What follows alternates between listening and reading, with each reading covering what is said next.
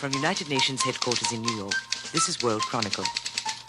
World Chronicle, a spontaneous, unrehearsed, unedited interview with a senior official whose work is concerned with the developing nations of the world.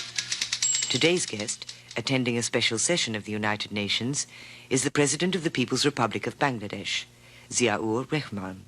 I hope that the food aid by other countries will not be affected as a result of this.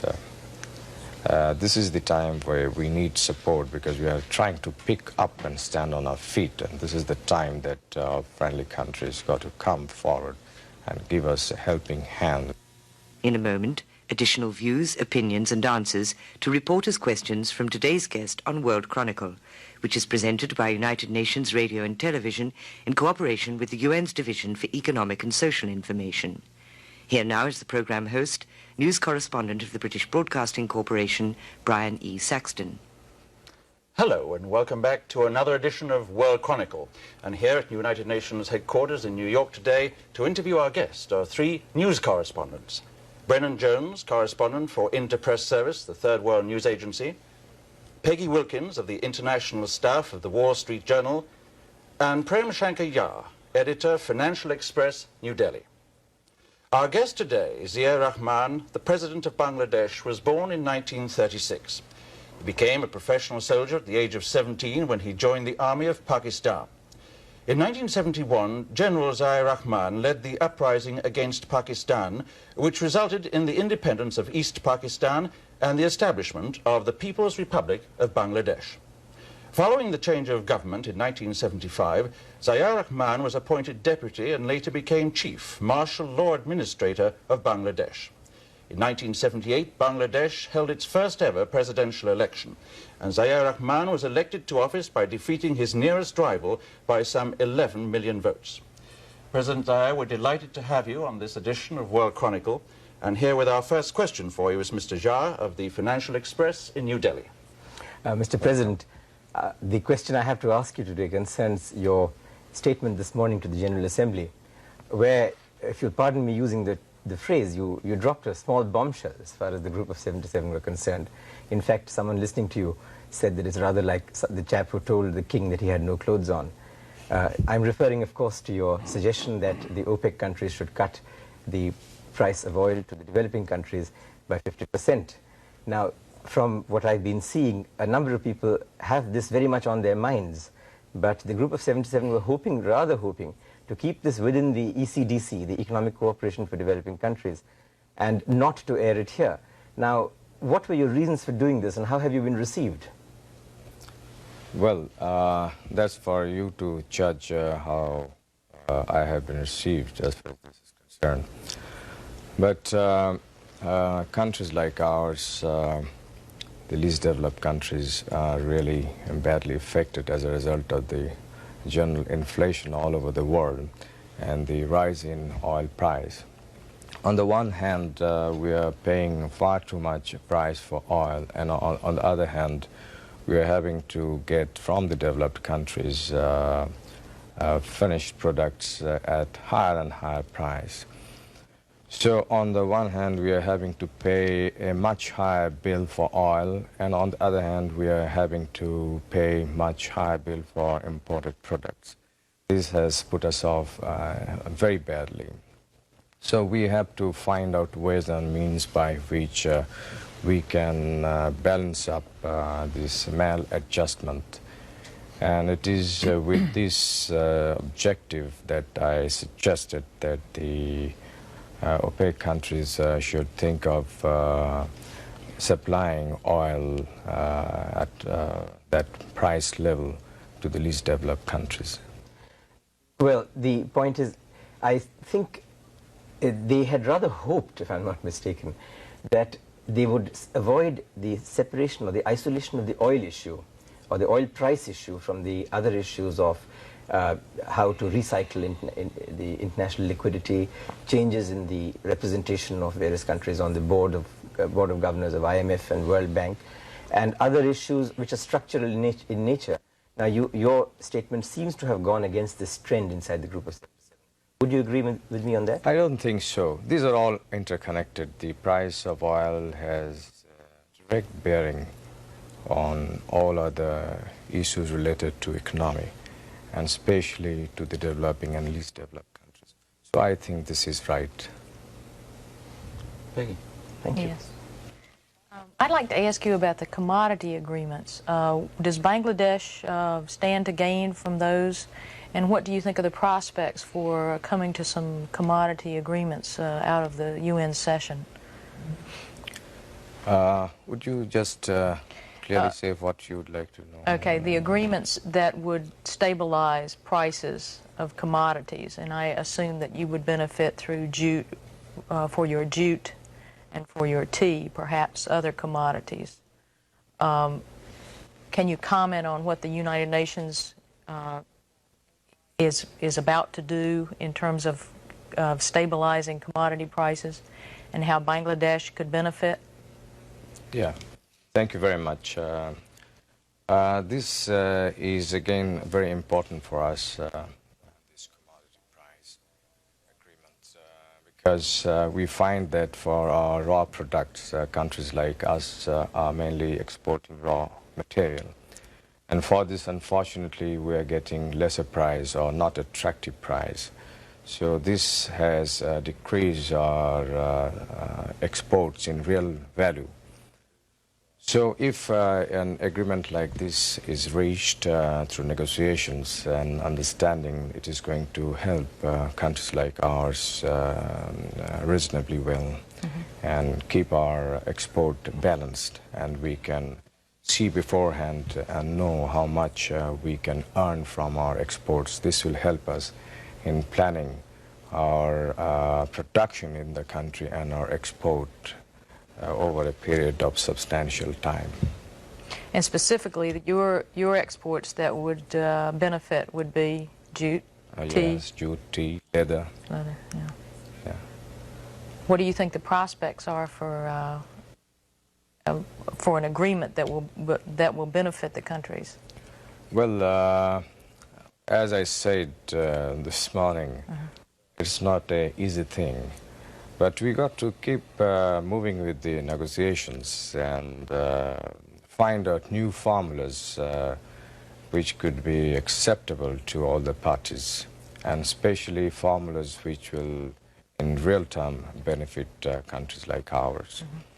Yeah, I would like to say one thing, and that is that some of the countries like ours have a lot of untapped resources, unexplored resources, unutilized resources, natural resources. For our country, we can say, such as the gas, natural gas, good prospect for oil, limestone, coal, which have remained unexplored or fully developed. So, this way we would be able to foresee our exports and plan our economy.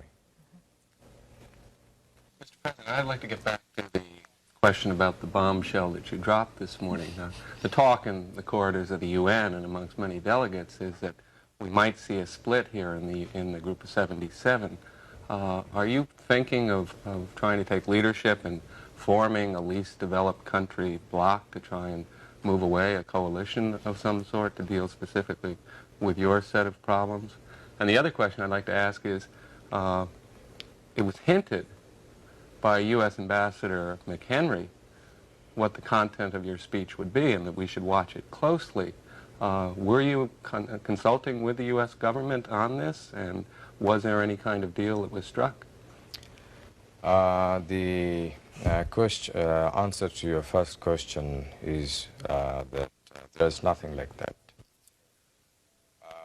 This is a thing which have been, I understand, mentioned by others earlier. And we felt that it is better to say it here, and I don't think this has any prospect of splitting the Group of 77. And let me tell you, we had no talks with anybody on this count. If anybody said, must have said on their own. But then how did Ambassador McHenry say with great confidence? He said, I don't want to steal the thunder of President Zia, who will be talking to you a little later, but you should listen to the speech being given by the President of Bangladesh and what he has to say about the energy question and the price of oil. I'm just quoting him. Well, I think you should ask him to answer this question. He must have good and not intelligence. me. I'd like to refer to a very interesting magazine article recently, sir, which described you as being the super salesman from Dhaka, taking the message around the world that Bangladesh has a stable government and is emerging as an attractive trading partner for both East and West. Did you see that? And if you didn't, how would you react to that? Well, I don't know, but during the last 1 or 2 years, I have undertaken trips to really many countries, both in the East and the West. The object, one should have understood that we were colonized for a long period, as a result of which we remain undeveloped, whereas we have tremendous resources. Firstly, the land is so fertile, and in agriculture, our return is so low. As I said a few minutes ago, we have several others, very valuable natural resources which have remained undeveloped, unexplored. For this, we got to talk to people who have the money, who have the technical know-how. And apart from this, being a new country, I had decided to visit as many countries as possible. And I think these visits have really helped us a lot to project Bangladesh in other countries and discuss with those countries' leaders as to how economic cooperation could be built up. And as a result of these visits, our assistance from abroad has increased over the last 2-3 years, and the economy in our country are gradually picking up. May I come to a related question to this one, which is the one of shall we say, regional cooperation. One of the problems that we all face in common is, in fact, the oil price, if you like, the balance of payments problem. And it seems to me that the best thing what we possibly do is try and, the countries most affected, least developed, most seriously affected, doesn't really matter which, that we should try and buy as much from each other and possibly try for better terms. Now, for instance, all the 4 countries of the subcontinent have an interest in tea, in jute, in leather, and textiles to a large extent. And at the same time, at least one of the countries, which is India, is producing many of the products that you would need, for example, cement or textile machinery, at very, very much lower than world prices. Now, what is anything being done? Are you thinking of something towards regional cooperation, or is it all snagged up on big issues like the Farakka barrage and things like that? You see, you are aware that a few months ago, Bangladesh proposed a forum on the basis of South Asian countries. And this has been well received by the various countries of South Asia region. And the object is that through this forum, we could do many things which will benefit the region as a whole. And under that forum, trade, commerce, and other bilateral relations, regional matters could be discussed, as in case of other regional forums. I'd like to pursue a question on the issue of food aid, which is certainly an issue in the United States where this can be seen. There's an awful lot of solid documentation that has come up that perhaps too much food aid is going into Bangladesh, that recently the British government curtailed government-to-government aid because of what they saw as some of the abuses there, that the rationing program tends to go to the urban population and to civil service workers, and that it's had a negative effect on agricultural production because of it's a disincentive to the producer. How do you respond to those criticisms, and what really is being done? Right. Let me tell you that up to 1950, our country then, East Pakistan, was self-sufficient in food.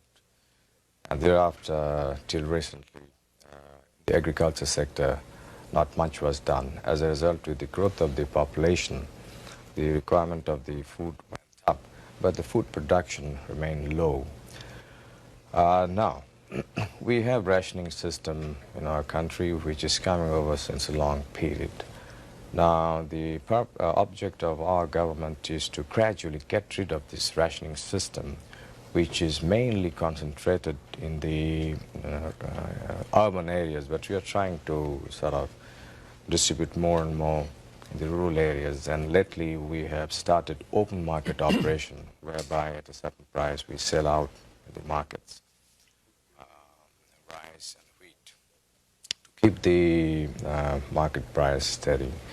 At the same time, we have undertaken special measures to procure a lot of food grains, and right now we have 1.2 million roughly food stock with the government. We are giving a lot of encouragement to the farmers by price support, and in future we are going to do a lot more. The object is ourselves to become self-sufficient food so that we don't have to get really food from abroad. It's not a good thing. But realistically, you are going to need additional food aid for the next several years. And what is the impact of the British government curtailment? I'm coming to that point. Let me tell you that we shall be self-sufficient in food earlier than anybody thinks, and we have taken certain measures on that count, and we are beginning to get the results. As far as... When do you expect food self-sufficiency?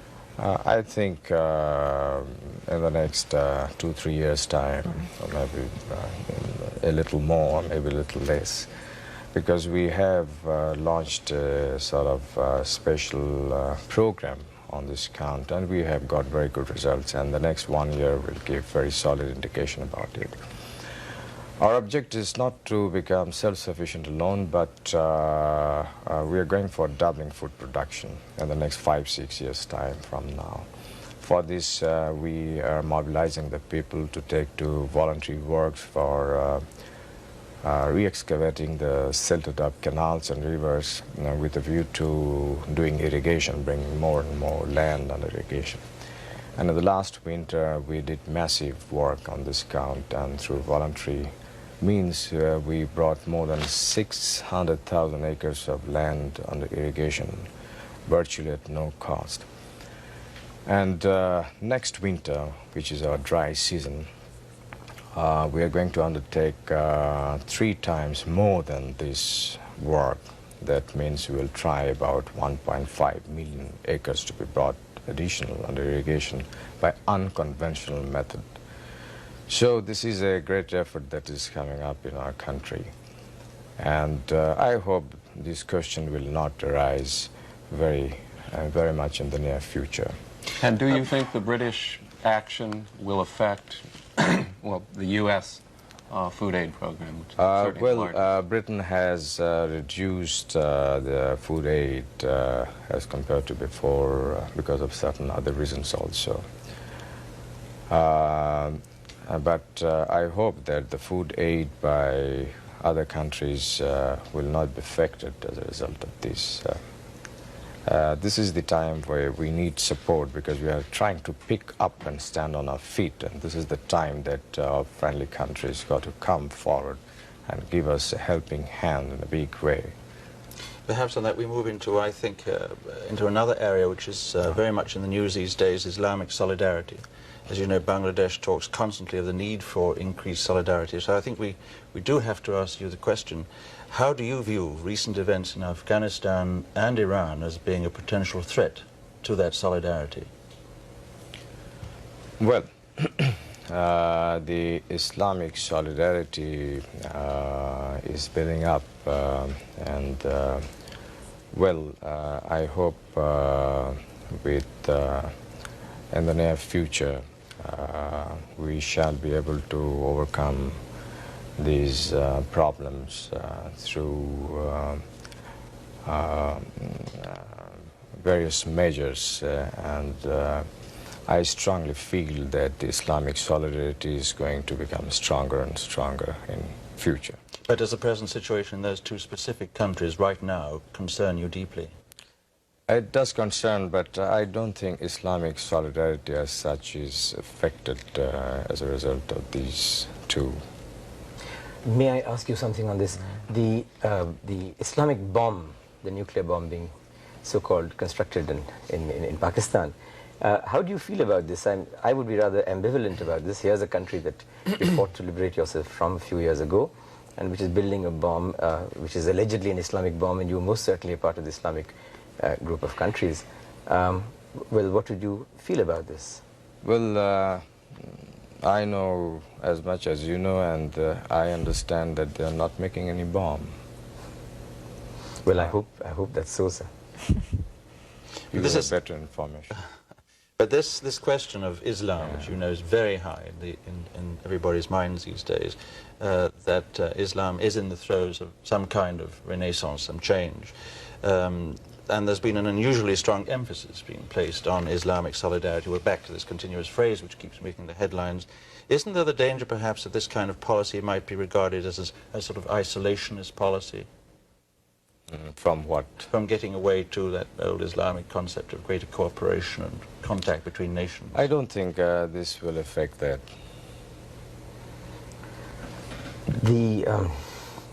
I wonder if... no, please, after. Are you said on the same line? If we have in our few Right. minutes left, I'd love to pursue this because it is a terribly... Well, I wanted to ask you about a little more about Afghanistan and your reaction to the problem there, and how you feel, what can be done, I mean, what would you like to see? Well, I think our position on Afghanistan is quite clear. And we feel that the foreign troops from Afghanistan should be withdrawn. And the people of Afghanistan should be left on their own to choose their system, political, economic, and government system. Well, I think the obvious other question is Iran. I think your foreign minister in Islamabad in July did say that he thought the situation in Iran was a threat to regional security. And I think there was the idea of setting up a contact group to help solve that problem. What has been the latest news on that? Well, I precisely don't know, but I think they are making all efforts to work out some understanding with the present Afghan people or government. I don't understand. I don't have the exact information, but they are approaching in various ways to realize their objective. My question gets back to what the UN is doing here in the special session. I think most people have the assessment that not much is going to come out of it, which leaves Pakistan, or Bangladesh, very much in a situation like a lot of developing countries.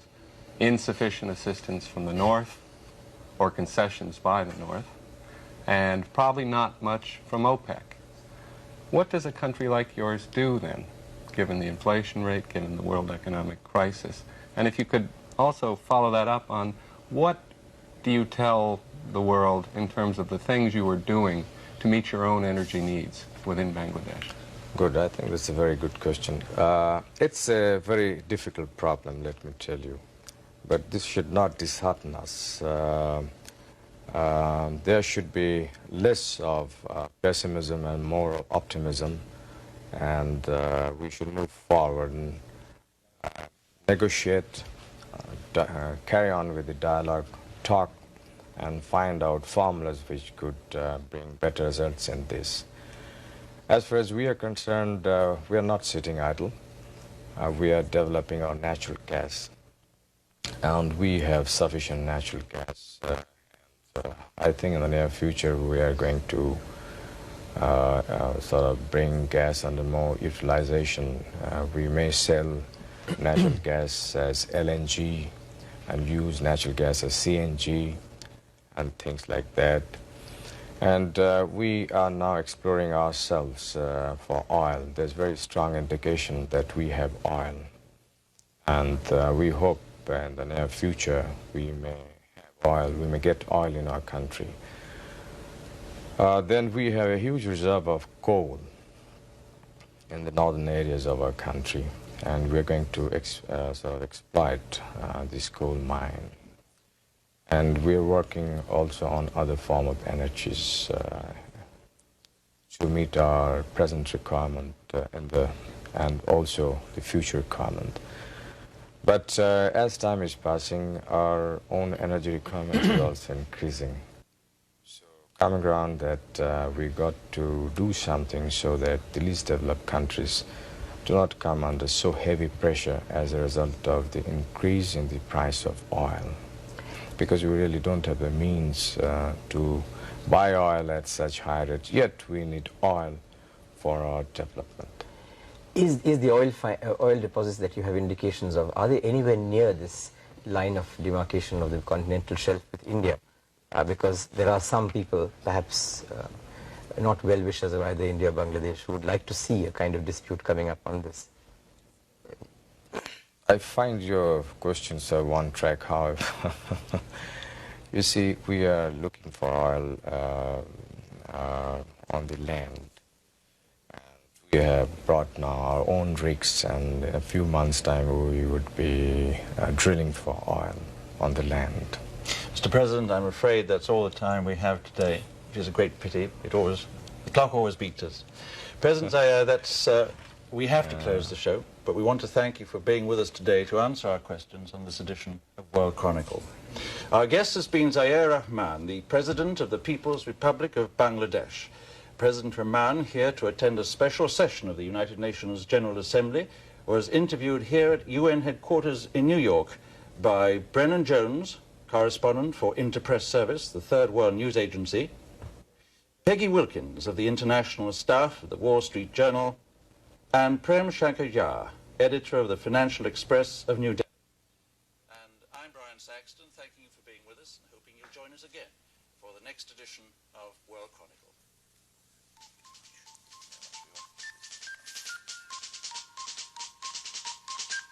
Transcripts of these interviews may be obtained without cost by sending a stamped, self-addressed envelope to World Chronicle, United Nations, New York, New York, 10017.